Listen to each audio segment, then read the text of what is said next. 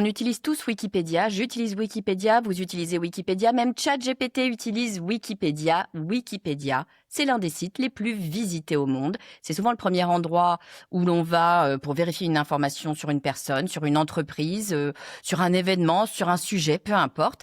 Et depuis l'arrivée des IA génératives, son rôle, il est encore plus stratégique parce que les LLM s'appuient largement sur Wikipédia pour s'entraîner, pour structurer leurs réponses et pour citer leurs sources. Alors forcément, une question se pose. Est-ce qu'une entreprise, est-ce qu'une marque, voire même est-ce qu'une personnalité doit chercher à être présente sur Wikipédia? Est-ce que c'est un levier de visibilité? Est-ce que on peut s'en servir comme gage de crédibilité? Est-ce que c'est une opportunité pour mieux apparaître dans les réponses des IA? La réponse, elle est plus subtile qu'il n'y paraît. Wikipédia n'est pas un outil de communication, c'est pas non plus un annuaire, c'est pas un média, c'est pas une vitrine commerciale. Wikipédia, c'est une encyclopédie collaborative avec ses règles, avec ses critères d'éligibilité, avec sa communauté, avec ses codes d'écriture et avec une exigence très forte de neutralité. Ça fait longtemps que j'ai envie de comprendre comment tout ça fonctionne. Alors du coup, j'ai invité une spécialiste de Wikipédia. C'est Nelly Darbois, elle est fondatrice de Wikiconsult. Dans cet épisode, vous allez comprendre pourquoi Wikipédia compte autant aujourd'hui. Vous allez comprendre comment savoir si vous êtes éligible ou non et ce qu'il faut faire si vous ne l'êtes pas. Vous allez aussi comprendre ce qu'il faut faire et ce qu'il ne faut pas faire. Et puis comment aborder le sujet de manière éthique, transparente et stratégique. Si vous me découvrez avec cette vidéo, je suis Estelle Ballot et vous regardez le podcast du marketing. Mon rôle, c'est d'aider les directions marketing à gagner en clarté, structurer leur marketing et obtenir des résultats sans complexifier. Chaque semaine ici, on parle de marketing concret, utile et actionnable. Alors bienvenue dans ce nouvel épisode du podcast du marketing. Bonjour Nelly, bienvenue sur le podcast du marketing. Bonjour Estelle et merci pour l'invitation. Écoute, je suis très très contente de te recevoir. On avait discuté très rapidement il y a, je crois, 2 ans ou 3 ans, enfin il y a très longtemps. Et tu m'avais envoyé un message et tu m'avais dit, Estelle, ce serait sympa comme idée de sujet que tu parles de Wikipédia parce que finalement il n'y a pas grand monde qui en parle. Et je me suis dit, ah ouais, c'est une super bonne idée, mais je sais pas bien où je vais trouver un ou une expert de Wikipédia. Je n'avais pas compris sur le moment que toi-même tu étais experte de Wikipédia. Tu m'as dit que c'était même pas le but initial, mais il se trouve que c'est le cas. La vie a fait que nos chemins se sont recroisés là très très récemment et on s'est dit mais il faut absolument faire un épisode sur Wikipédia pour comprendre, on va en parler, mais pour comprendre les enjeux de Wikipédia, comment on peut utiliser Wikipédia, comment est-ce qu'on peut figurer sur Wikipédia. Tu vas tout nous raconter avant qu'on rentre dans le détail, Nelly. Est-ce que tu peux nous dire qui tu es et ce que tu fais? Et alors donc effectivement, j'exerce une activité sur Wikipédia, donc depuis maintenant 4 ans. En fait, on accompagne les entreprises, les institutions, les figures publiques à gérer leur présence, créer ou gérer leur présence sur Wikipédia et tous les projets un peu qui gravitent autour de Wikipédia. Wikimedia pour les images, les photos, Wikidata.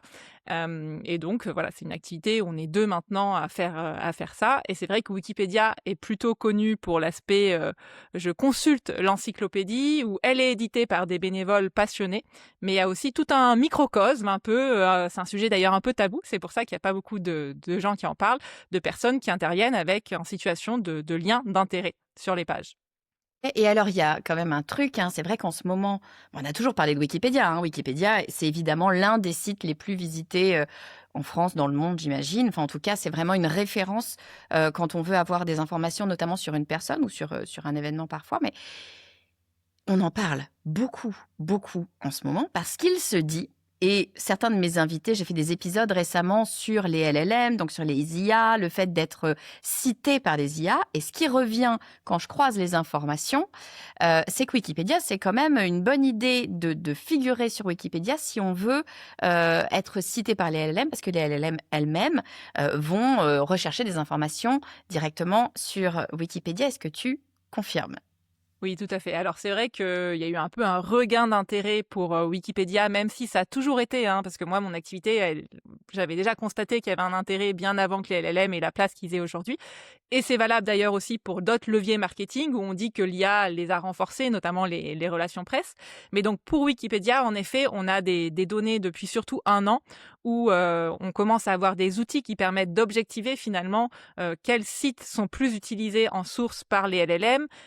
Et donc en effet, Wikipédia, tout LLM confondu, c'est le deuxième site qui est le plus cité en source quand on utilise les IA en cherchant en direct sur Internet. Et c'est le premier pour ChatGPT qui est, l'outil le plus utilisé, par le grand public et même, je crois, par les professionnels.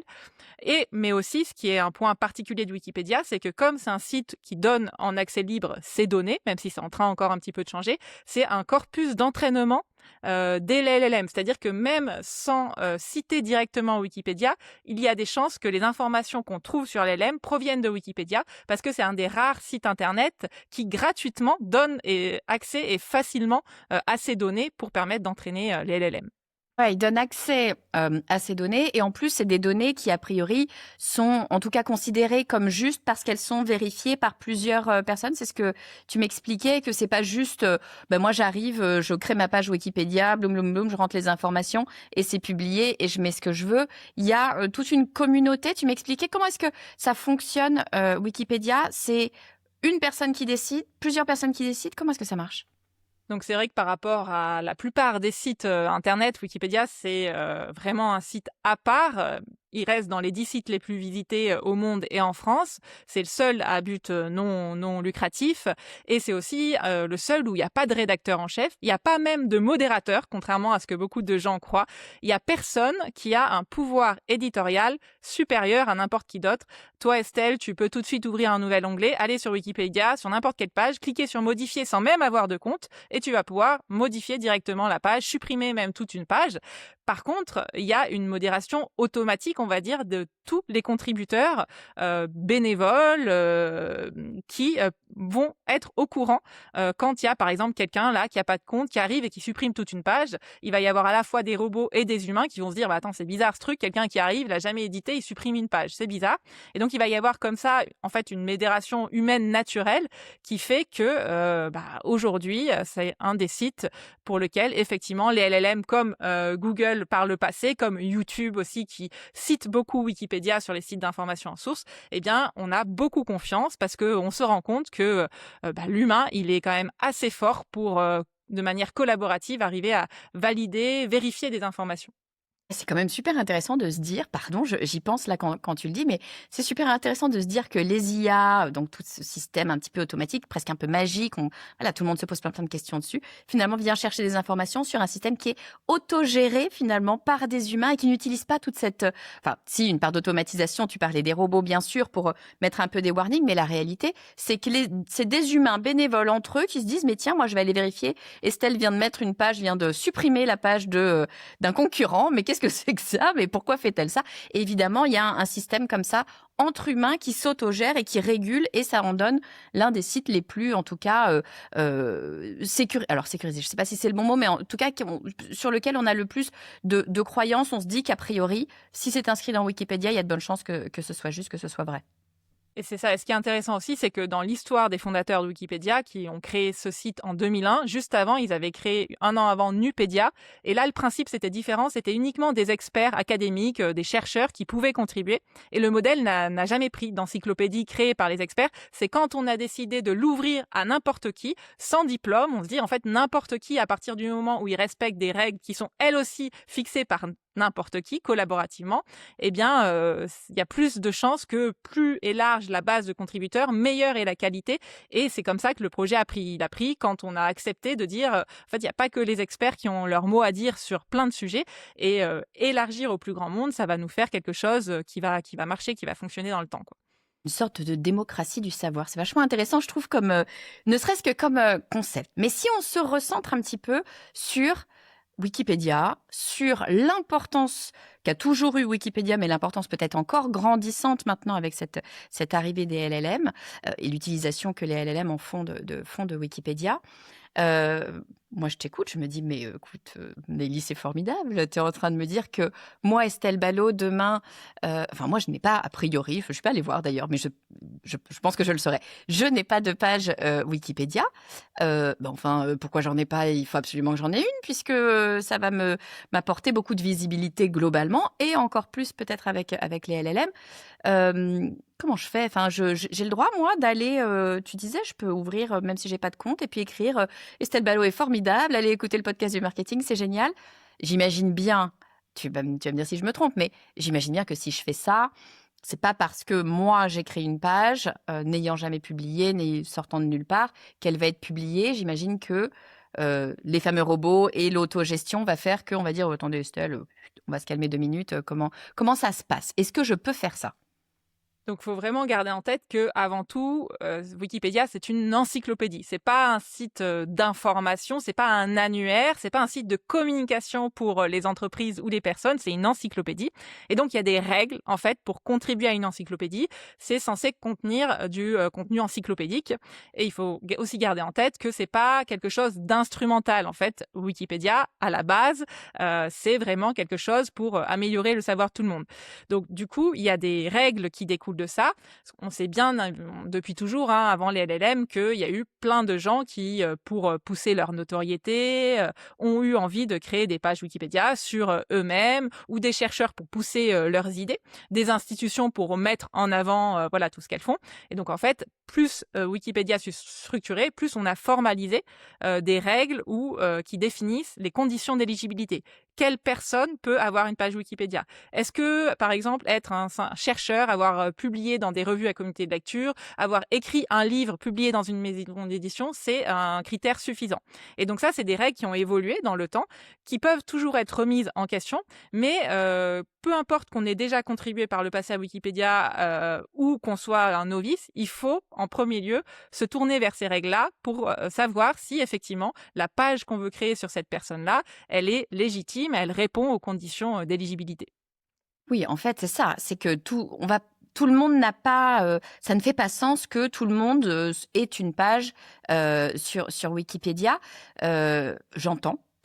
Tu vas nous parler des règles d'éligibilité peut-être juste après, mais si je me mets à la place d'une entreprise ou d'un indépendant, enfin peu importe, mais d'un point de vue professionnel, la réalité c'est que quand même, j'entends ce que tu me dis, c'est pas un site qui est fait pour de la communication.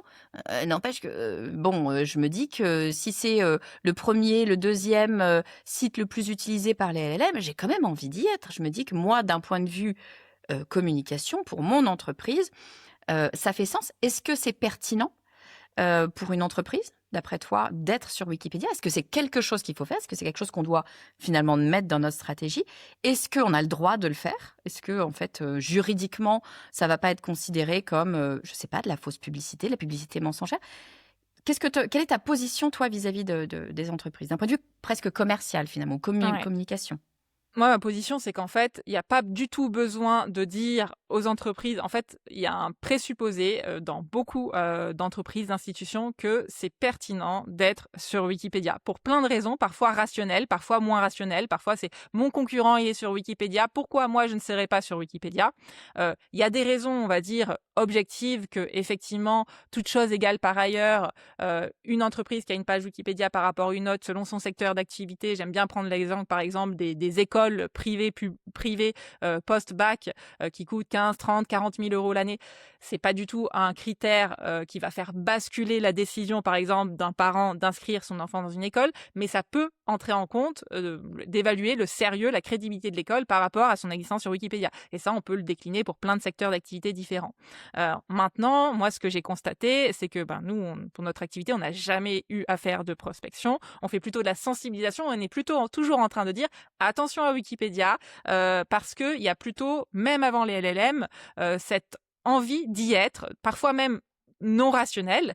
C'est de Et donc, l'ego peut-être même. voyez, Moi, j'ai l'impression que si j'ai une page Wikipédia, je suis quelqu'un de connu quand même. C'est un peu sérieux. c'est ça. Et puis des fois, il y a des tensions aussi entre des équipes, par exemple, de communication dans les entreprises qui savent tout à fait que Wikipédia, c'est pas à des fins de marketing, mais qui ont des pressions parfois de l'équipe dirigeante qui, elle, pour des raisons peut-être d'ego ou de voilà, c'est souvent moi j'entends surtout mon concurrent A, alors pourquoi pas moi? Ou dans les clubs d'affaires aussi, les entrepreneurs, tous mes copains sont sur Wikipédia et pas moi. Pareil pour les artistes. Donc après, il y a parfois aussi dans secteur d'activité, des chercheurs qui peuvent nous dire oui, mais moi je sais que ça entre en compte dans l'obtention peut-être de labels, de prix, le fait toutes choses égales par ailleurs. Non, moi j'ai plutôt tendance à dire prudence et il y a d'autres leviers à prioriser et à pas du tout pousser parce que ben on peut voilà rencontrer des obstacles à ça. Maintenant par contre juridiquement donc c'est tout à fait légal d'intervenir.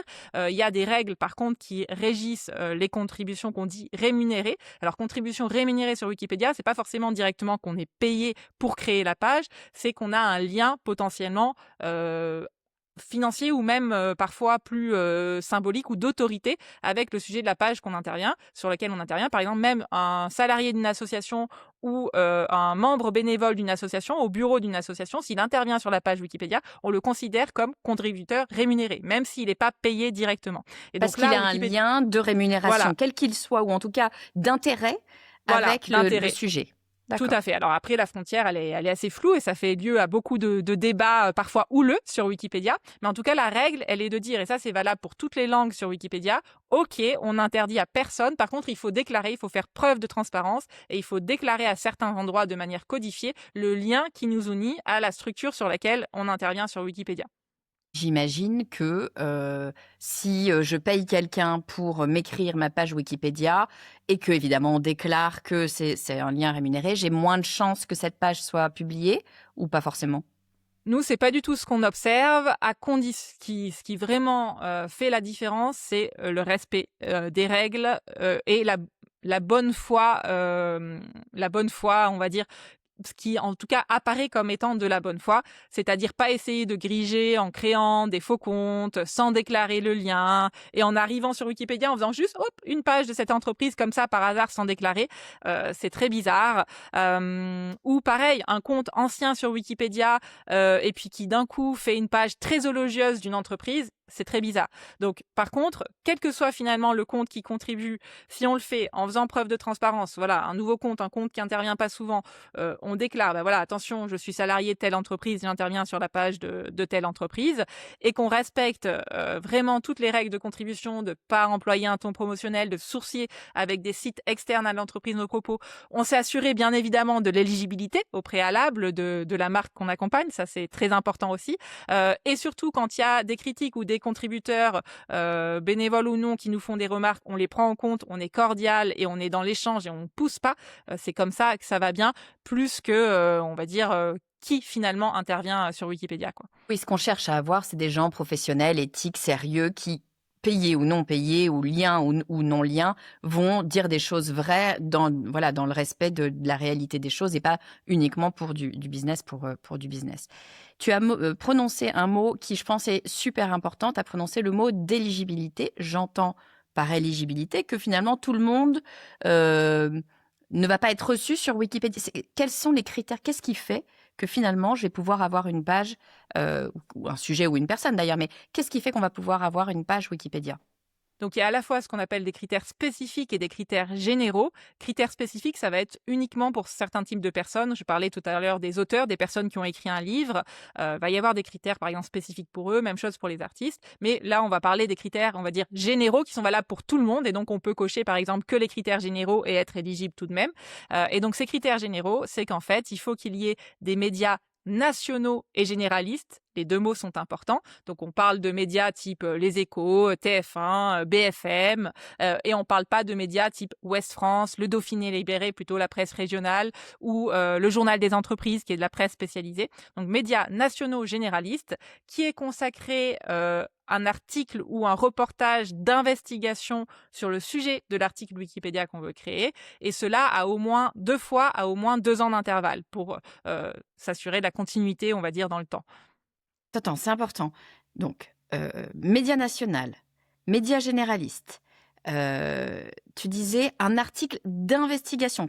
C'est quoi un article d'investigation? Alors, on fonctionne plutôt par exclusion, c'est-à-dire que c'est pas une interview, par exemple une interview question-réponse d'une personne, parce que là, c'est pas considéré comme de l'investigation. C'est la personne finalement en interne de l'entreprise ou l'entrepreneur, l'artiste qui parle de lui-même. Donc, il faut vraiment que dans la façon dont est réalisé le reportage ou l'article, on voit qu'il y a eu un travail journalistique derrière, de peut-être aller interroger d'autres personnes externes qui ont moins de liens d'affect avec cette entreprise, cette marque, qui peuvent aller avoir comparé à des concurrents, qui sont allés vérifier des chiffres auprès d'une autre source. Donc voilà, c'est vraiment un type de parution et on oublie bien évidemment tout ce qui est publi rédactionnel, Bien sûr. paid, voilà.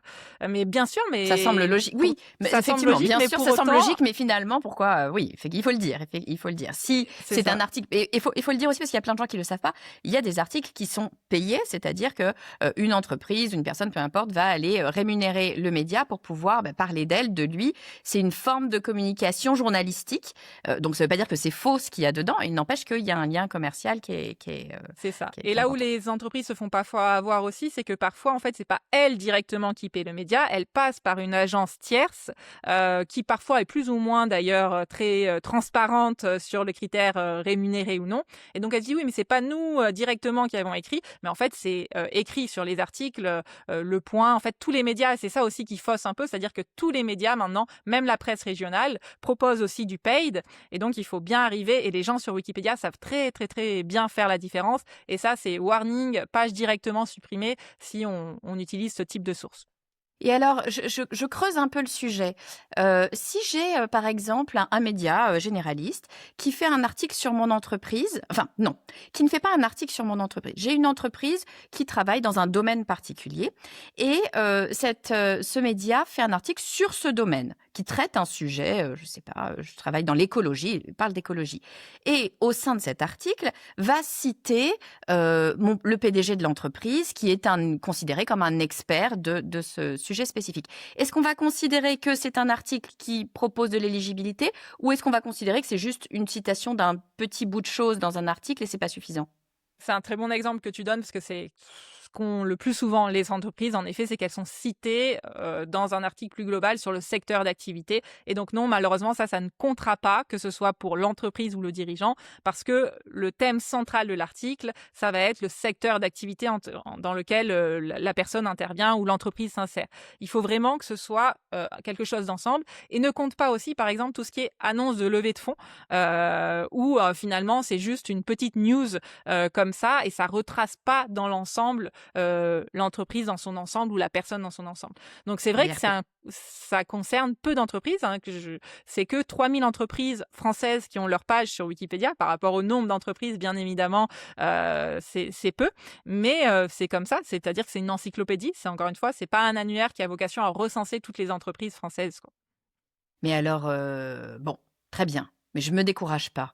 Moi, j'ai envie d'être sur Wikipédia. Heu, j'ai pas d'articles, j'ai des articles peut-être, locaux parce que finalement des médias locaux, sans parler de paid, hein, ça peut arriver assez rapidement d'avoir, voilà, un média local qui s'intéresse à l'activité d'une entreprise locale et cetera. Non, ça j'en ai, mais j'ai pas de média national, comme tu dis, qui fait un article d'investigation. Comment est-ce que je peux faire pour en avoir un? Est-ce que je peux orienter? Est-ce que je peux aider? Est-ce qu'il y a des choses à mettre en place? Alors moi, quand c'est une situation qui est assez fréquente, hein, on arrive à ce constat-là. Alors il y a 2 choses. Il y a déjà qu'est-ce qu'on peut faire concrètement actuellement. On peut aussi se tourner du côté donc de Wikidata, qui est un site qui gravite dans l'écosystème de Wikipédia, qui a été créé 10 ans plus tôt et qui lui est vraiment là pour présenter ce qu'on appelle des données structurées, qui sont elles aussi utilisées dans les LLM et dans Google. Très souvent, quand on tape le nom d'une marque qui n'a pas de page Wikipédia, d'une marque ou d'une personne dans Google qui a pas de page Wikipédia, on va avoir quand même potentiellement un encadré, un graphe de connaissances de Google qui met en avant cette personne-là. Et ces données, quand la personne n'a pas de page Wikipédia, elles peuvent venir de Google Books, elles peuvent venir parfois du site internet, mais elles peuvent aussi venir de Wikidata. Donc c'est quand même un élément. Et les conditions d'éligibilité sur Wikidata sont moins restrictives, notamment le fait d'avoir un article dans la presse spécialisée peut suffire pour être considéré comme éligible sur Wikidata. Et d'ailleurs, des entreprises sont parfois, sans le savoir, sur Wikidata, ont une fiche parce qu'elle a été créée de manière automatique en brassant des données. Donc ça, c'est déjà un premier point pour qu'est-ce qu'on peut faire tout de suite. Aller regarder de ce côté-là si c'est pertinent et toujours en respectant les règles de transparence et de contribution spécifiques à cette plateforme-là. Et ensuite, le deuxième levier, c'est bien évidemment se demander au-delà finalement de l'intérêt seul de Wikipédia, est-ce que c'est pertinent de faire un travail de relations presse spécifique qui va avoir un effet potentiel pour Wikipédia, mais en gardant en tête les intérêts plus larges des relations presse, parce que si on le fait que pour Wikipédia, pour moi, ça n'a aucun intérêt. Il faut vraiment que ça ait un sens global dans la stratégie de l'entreprise, d'aller travailler nos relations presse et surtout d'aller travailler ce type de relations presse-là. Parce que peut-être que pour un acteur local, je pense à une PME qui a une activité très locale, régionale, ça va pas sûrement être prioritaire d'aller dans les médias nationaux. À l'inverse d'une activité d'entreprise, par exemple, qui voudrait même se développer à l'international, où là, bien évidemment, aller viser le national va être intéressant. Donc, je pense qu'il faut vraiment ouvrir un peu de manière plus large et raisonner sur l'intérêt global des relations presse au-delà de l'intérêt seul de Wikipédia. Que j'entends quand même, c'est que c'est intéressant parce qu'on en parlait, enfin, relativement peu, il y a encore peu de temps. C'est-à-dire, les relations presse, c'était un peu au sein de la communication, bien souvent, c'est un peu l'à côté. Pardon pour tous les gens qui nous écoutent, qui sont dans la relation presse, mais en tout cas, mon expérience, elle est là, c'était de se dire, c'est intéressant les relations presse. Si j'ai un budget, je vais mettre sur les relations presse, mais bon, on verra. Et de plus en plus, avec ces LLM, il y a beaucoup de choses qui réorientent vers les relations presse parce qu'en fait, j'imagine que c'est toute cette information, toutes ces datas qu'on a, on va commencer à avoir du mal à vérifier la véracité des choses. Et donc, on vient se tourner vers les journalistes professionnels pour avoir une espèce de crédibilité finalement sur les données. Tu penses que c'est ça? Est-ce que tu vois cette même tendance de les relations presse vont prendre finalement de plus en plus d'importance parce qu'elles viennent nous apporter de la crédibilité? Alors, c'est vrai que moi, depuis que je travaille sur Wikipédia, donc même avant finalement que les LM, toute cette place, j'ai toujours été dans cette relation où les relations presse ont du poids en fait et on s'en rend compte. Et donc c'est vrai qu'aujourd'hui, par contre, ce que j'entends, c'est qu'effectivement, il y a beaucoup d'entreprises qui se tournent vers et en même temps, les rédactions, on commence à diminuer leur nombre de journalistes justement au profit des LLM. Donc en tout cas, c'est sûr qu'il y a une pression en tout cas vers ça. Maintenant, voilà, j'ai du mal à... C'est quand même une profession qui a toujours existé, les attachés de presse, les relations de presse et même des agences spécialisées. Donc après, j'ai pas là de données économiques. On sort un peu de mon champ d'expertise spécifique pour avoir une vision plus globale des relations presse, quoi. Cas, moi, j'entends de plus en plus souvent les relations presse à intégrer dans les stratégies sur des tailles. C'est-à-dire, quand on est une très grosse entreprise avec une grosse actualité, ça a toujours évidemment fait sens. Mais j'ai l'impression quand même que ça rentre de plus en plus dans les aspects de stratégie marketing, communication. Je trouve que c'est un point intéressant. Bon, si j'ai une entreprise qui est éligible, j'ai vérifié a priori. Je me dis, si, j'ai des articles d'investigation dans des médias nationaux, etc., etc. Mais j'ai pas de page Wikipédia. Comment est-ce que je fais pour pousser, pour passer à l'étape d'après et avoir une page Wikipédia? Est-ce que je peux faire quelque chose ou est-ce qu'il faut que j'attende que quelqu'un veuille bien créer cette page? Donc la stratégie d'attente est tout à fait réaliste. Enfin, c'est possible. Après, c'est pas sûr que la page arrive un jour, mais c'est arrivé quand même. Il y a des entreprises qui parfois voient que leur page est créée par des gens passionnés comme ça, qui un jour ont eu envie, des gens de leur territoire par exemple. Donc c'est quelque chose qui est possible.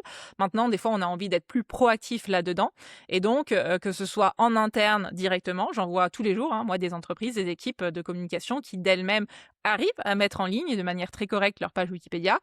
parfois n'y arrivent pas et du coup là délèguent à des professionnels ou parfois préfèrent directement déléguer. Ça c'est un choix personnel et il y a des avantages et des inconvénients à toutes les options. Mais en tout cas, ce qu'il faut, c'est vraiment se documenter sur la bonne manière de procéder. Donc grosso modo, il y a deux manières de faire quand on n'est pas habitué à contribuer sur Wikipédia. Il y a soit passer par ce qu'on appelle le forum de relecture, où on va créer notre page en respectant les guidelines qu'on trouve très facilement en ligne sur Wikipédia. Tout est rendu public, donc ils sont en consultation libre et gratuite. Et donc, on s'inspire, on va dire, des pages qui sont labellisées de qualité par Wikipédia, qui ont une petite étoile en haut, pour raconter notre contenu idéal. Idéal au sens des respects des règles de l'encyclopédie et pas idéal de ce qu'on aimerait nous dire sur l'entreprise. Et puis après, on peut faire passer par ce forum de relecture où des personnes potentiellement peuvent nous faire des retours pour nous dire si elles pensent qu'on peut mettre en ligne ou non. Et on peut décider sinon de directement basculer sur la mise en ligne. Mais quelle que soit l'étape qu'on choisit, si on n'a pas respecté les règles, ça sera supprimé directement. Ou alors, il y aura des bandeaux en haut qui remettent en cause l'intérêt de la page. Donc voilà, c'est tout à fait faisable. Ça peut prendre quand même, en général, ça prend quelques dizaines d'heures si on n'est pas habitué à contribuer, parce qu'il y a une façon de formater l'information aussi, d'insérer un certain type d'information à un endroit. C'est pas très compliqué quand on le fait tous les jours. C'est vrai que quand on l'a jamais fait, ça peut être assez déroutant de savoir bien aussi comment précéder pour que voilà la page soit maintenue en ligne. Oui, ce que tu me disais quand on préparait cet épisode, tu me disais écrire sur Wikipédia, pour Wikipédia, c'est pas comme écrire sur un site web. Il y a une façon, c'est quoi? C'est une écriture plus journalistique, une écriture encyclopédique? Si tu pouvais m'expliquer en 2 minutes, mais quelles sont les grandes différences par rapport à ce que je peux avoir sur un site internet, par exemple? Donc déjà, c'est vraiment, on oublie tout ce qui est superlatif. On oublie même, parfois on s'en rend même pas compte, on n'a pas l'impression que c'est des superlatifs. Par exemple, on va dire, par exemple, c'est l'auteur le plus lu au monde. Peut-être que c'est vrai, mais il faudrait mieux être précis. C'est l'auteur le plus lu au monde. Est-ce que c'est l'auteur qui a publié le plus de livres? C'est l'auteur dont les livres se sont plus vendus?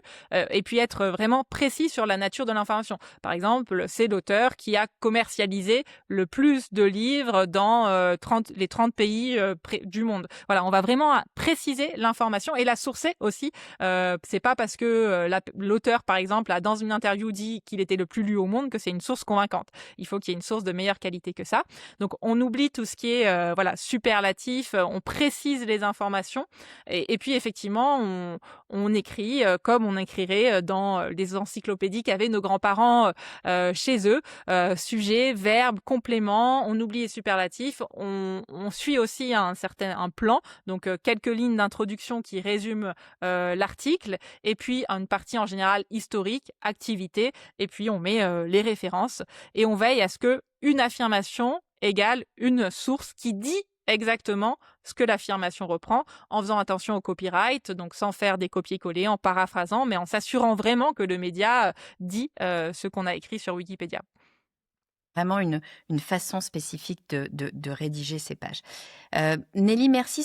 Vraiment, ça m'éclaire, moi, parce que je dois dire que pour moi, Wikipédia, ça a toujours été une espèce de nébuleuse, on ne sait pas trop, on ne sait pas d'où ça vient, de comment, de pourquoi. Donc vraiment, ça clarifie, d'où ça vient. D'abord, je trouve ça intéressant de comprendre d'où vient ce type d'information. Puis deux, effectivement, est-ce que je peux y être? Est-ce que ça fait sens d'y être? Je vais essayer de résumer en 1 minute ce que tu nous as dit. Tu nous as dit beaucoup de choses, évidemment. On commence par l'importance de Wikipédia. C'est l'un des sites les plus lus en France, dans le monde également. Mais avec l'arrivée des LLM, c'est aussi l'un des sites les plus cités par les LLM. Et tu rajoutais un autre élément que je trouve vraiment intéressant. Tu disais, en plus de ça, les LLM proposent l'information gratuitement, en libre accès, ce qui fait que Wikipédia, pas les LLM. Wikipédia propose l'information gratuitement en libre accès, et donc les LLM s'entraînent beaucoup sur Wikipédia. Donc l'information qu'on a sur Wikipédia est vraiment une information qui va se retrouver régulièrement et souvent dans les différents LLM.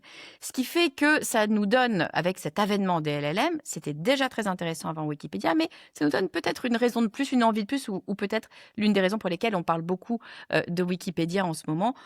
C'est vrai qu'on est nombreuses à se dire « mais génial, comment je fais? Moi aussi, je veux ma page Wikipédia ». Ce que tu nous dis, c'est que, tout le monde a le droit d'être sur Wikipédia. 2, tout le monde a le droit de proposer des choses, de faire des changements, de modifier, de créer des pages sur Wikipédia. Ça ne veut pas dire qu'on va être publié et que l'information va rester, parce que Wikipédia, c'est un site qui n'a pas oh mince, je trouve pas le nom, mais qui a une énorme communauté qui va aller vérifier les informations et qui va s'auto-gérer finalement. C'est une espèce d'autogestion de encyclopédique, et que donc, c'est pas parce qu'on met quelque chose que ça va nécessairement rester. En revanche, absolument tout le monde peut proposer. Ce que tu nous dis aussi, c'est que il y a des critères d'éligibilité pour qu'une entreprise puisse avoir une page Wikipédia. Il va pas suffire d'écrire une jolie page bien rédigée comme il faut. Il va falloir que cette entreprise ne soit pas n'importe quelle entreprise, qu'elle ait des critères, et notamment comme critère, tu nous parlais du fait d'avoir des communications dans des médias nationaux avec des articles d'investigation et pas seulement une interview, pas seulement une citation. Donc, ça correspond finalement à relativement peu. Tu parlais d'environ 3000 entreprises qui sont sur Wikipédia. En France, j'imagine, 3000 entreprises. Donc, effectivement, on peut se dire, oui, ça ne me concerne pas nécessairement. Ce que tu nous dis, c'est que même si on n'est pas éligible, même si on n'est pas dans ces critères-là, ça ne veut pas dire qu'on ne peut pas avoir des éléments d'intérêt. Tu disais qu'il y a Wikipédia, mais il y a aussi Wikidata qui permet de proposer des informations avec des critères d'éligibilité peut-être un peu moins contraignants, et qui permettent d'avoir des mentions quand même si on n'a pas une page complète, des mentions notamment dans les recherches Google et notamment dans les LLM. Donc, c'est intéressant d'aller se pencher dessus. Puis, si on est éligible, on peut venir créer sa page, on peut se faire aider pour créer sa page, on peut le faire de façon rémunérée, tu le disais, ça fonctionne très bien dès lors que c'est fait de façon tout à fait ouverte, éthique, su et dû, tout le monde a cette information et que c'est fait correctement. Mais c'est tout à fait faisable, et là, il va falloir rédiger cette page selon des critères qui sont des critères de rédaction de Wikipédia, mais c'est tout à fait faisable. J'ai essayé de résumer, Nelly, en 1 minute, ces informations Wikipédia. C'est évidemment complexe, mais je trouve que c'est ultra intéressant de réaliser qu'en fait, c'est faisable, c'est abordable, et à différents niveaux finalement. C'était parfait, un excellent résumé. Dis-moi, si on veut aller plus loin, si on se pose des questions, si on veut, je sais pas, avoir sa page Wikipédia, mettre des infos sur Wikidata, avoir de l'aide pour rédiger ou pour mettre à jour, parce que tu l'as pas mentionné, mais il y a aussi des histoires de mise à jour de page pour que cette page reste cohérente, bien sûr, dans le temps. Si on a besoin d'aide, Nelly, est-ce qu'on peut te joindre quelque part? Dis-moi. Oui, donc moi je suis sur LinkedIn en réseau social, Nelly Darbois, et puis sinon j'ai un site internet où il y a plein de ressources aussi en accès libre et gratuit, articles, vidéos, wiki, consult. Très bien, je mettrai les liens, bien sûr, comme d'habitude, dans les notes de l'épisode. Merci beaucoup, Nelly, de nous avoir éclairé sur Wikipédia. Tu es la bienvenue quand tu veux sur le podcast du marketing. Merci beaucoup Estelle, bonne journée. Merci infiniment, Nelly, d'avoir partagé avec nous les secrets de Wikipédia. Ça paraît beaucoup plus concret maintenant. Pendant des années, je me suis demandé comment est-ce qu'on faisait pour avoir cette satanée page Wikipédia. Est-ce qu'on peut le faire soi-même? Est-ce que c'est une équipe de Wikipédia? Moi, je pensais que c'était une équipe de Wikipédia. Je savais qu'il y avait des contributeurs, mais je pensais quand même qu'il y avait une équipe derrière qui vérifiait.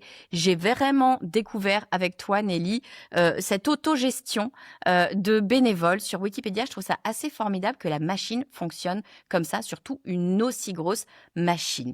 Merci infiniment à toi de nous avoir un petit peu ouvert les portes de ce secret de Wikipédia et de qui peut y aller, pourquoi il faut y aller, est-ce qu'il faut y aller, et puis comment faire quand on veut y aller. Si vous avez aimé cet épisode, je vous invite à suivre la newsletter du podcast du marketing. Cette newsletter, elle a un petit nom, elle s'appelle Une chose à faire.